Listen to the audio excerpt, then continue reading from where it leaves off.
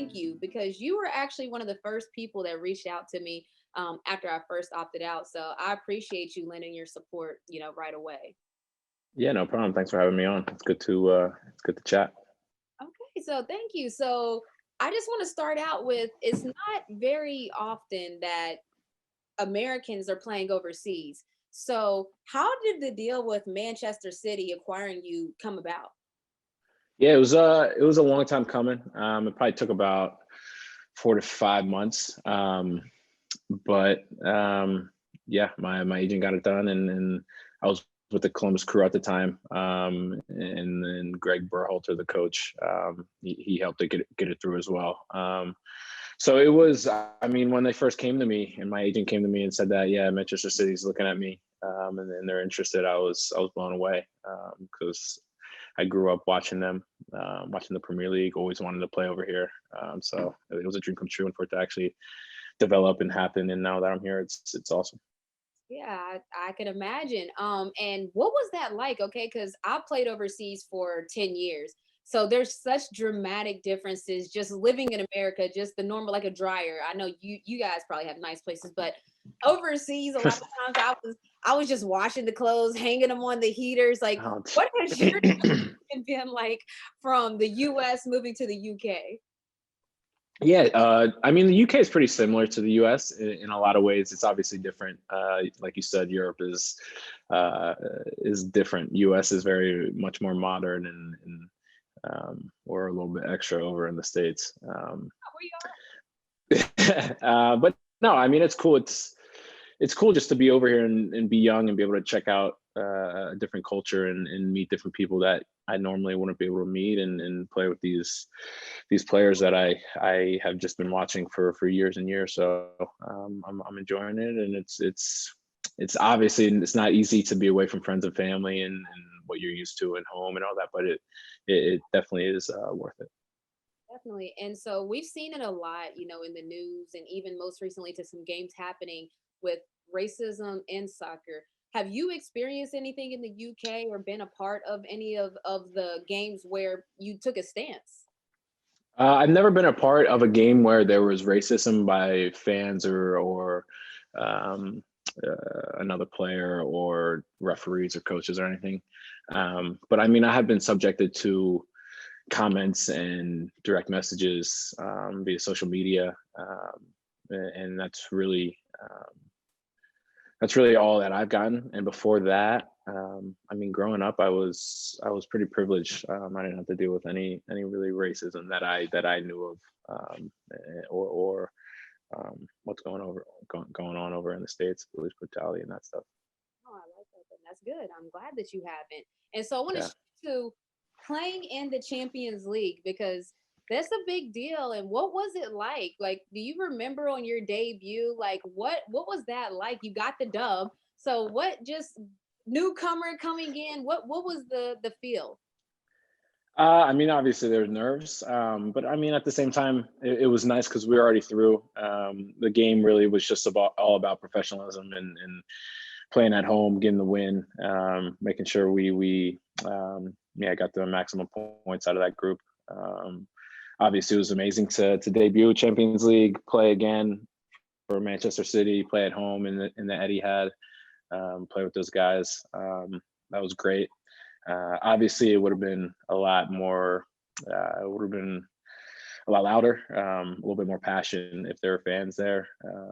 But I mean, you can't really complain. We're still able to perform and do our jobs. So what? I'm just curious. To date, what would you say your best memory is to date? Just I know it's not a lump, but what would you say? Do you have any cool stories? Meeting players, talking to players, like any cool stories from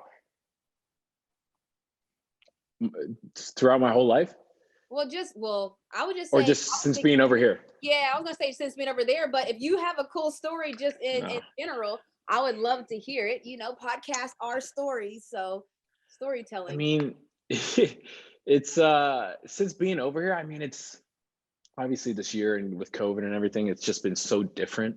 We didn't have a preseason, where we usually have some games and some time off where we'll go out to dinner or we'll go out for a few drinks as a team and kind of really get to know your new team better and your teammates better. We haven't had that. Even just living here during the season, living in Manchester, we haven't had a dinner out or a gathering as a How team. do you think that's affected like just team chemistry? Because I'm the analyst for the Hawks here, and it's kind of the same. They have 9 newcomers, and it's kind of hard to get that meshing. So, how has COVID like slowed almost the chemistry process down? I mean, I would say, yeah, in some ways for sure. I mean, I mean, for me at least, those times, those dinners, those bondings, that's like the best time for me. And to get to kind of get to know your players and your friends and your coworkers off the field. I love that just as much, even more than getting to know them on the field. So yeah, COVID has definitely hindered some chemistry, I would say. And there's definitely a lot more business and work than there is play right now. But like I said, I mean, we're grateful to be able to still do what we can and work and get paid. And yeah, there's a lot of people out there struggling. So we're blessed. Definitely. And we have the Olympics coming up this year, this next year. And the US national team, as I said, you're the goalie for the US national team. You guys were a part, was it what was it, Wells and in Panama? I don't Hmm. were a part of a social justice messaging. Can you just tell me about that? Yeah, so that was our first camp since January, I think. Yeah, so it's been a while since we were all together and all these things happened. Breonna Taylor, George Floyd, all these things happened in America and around the world that we wanted to make a stand, let our fans in our country know that we are standing with the Black community and are against police brutality and all that stuff that's going on and it has gone on in America for so long, that yeah, we're not okay with it, and we want to use our voices, use our platform to bring about change and make a better world for the future generations. So our coach Greg Berhalter, he and our leadership council, a group of us, we just got on a call and said how do we want to go about this? And we thought, yeah, making that jacket be the change, and then we could put on whatever we wanted, a little message on the back. Yeah, so we came up with that, and yeah, a lot of people liked it. We got a lot of good movement out of it. Yeah, it was cool. And I mean, it's just like the little things in life that make a big impact. So I think that little jacket, I mean, I think it goes a long way, and it showed a lot of people what we were about. Definitely. It sent a loud message. It was a little jacket, as you call it, but it was a loud message. And now the group is trying to qualify for the FIFA World Cup of 2022. Can you just talk? You weren't even on the team that didn't qualify, but can you just talk about like what's the feel going into this Olympics, knowing that the last one you didn't qualify, the last cup you didn't qualify for? Yeah, it's obviously we see the comments, we read the articles about the past, yeah, the past, but we can't do anything about it. We can't do anything about the future. All we can do is to go into these camps when we have them and get to know each other as best as we can on and off the field, push each other to become better, individually and collectively, and then go out there and execute our roles and really just get the job done. I mean, that's really what it is at the end of the day. It's just performing, and we have a lot of young talent, a lot of young talent. So it's just all about experience and getting games together and getting those reps and really just becoming a team. So hopefully the camps going forward, they're smooth sailing and won't be canceled, and we can get those games in and get that time. Yeah, and you talked about having young talent. So, what are the like realistic goals? Like, and I say that because like on every team, like even for the Hawks this year, the sixth through 10th place is their realistic goal. Y'all are shooting for gold, like even with that young team, or is it like we're in the developmental stage? Where are the goals that's at for 2021? Yeah, we know that we are in a developmental phase where our whole team has changed in the past couple of years. But I mean, if you're not trying to win the trophy, what are you doing out there? So that's definitely our goal, is to lift the trophy and lift as many trophies as we can, and just be successful as we can. I love it. So tell me about Voice Now. I appreciate you sending me some gear. I think I actually wore it on one of my shows already. But just tell me about your foundation, Voice Now. Yeah. So after the George Floyd, yeah, incident, I came together with my good friend Alex Granale from Maryland. That's where we met, and then we played at Columbus Crew for a little bit. And so we just, yeah, we decided, we talked, and we decided that using our platforms just for our own careers and our own social or selfish interest, it just isn't good enough. We have a big heart. We have great families, a great support system that we were raised by and grew up into.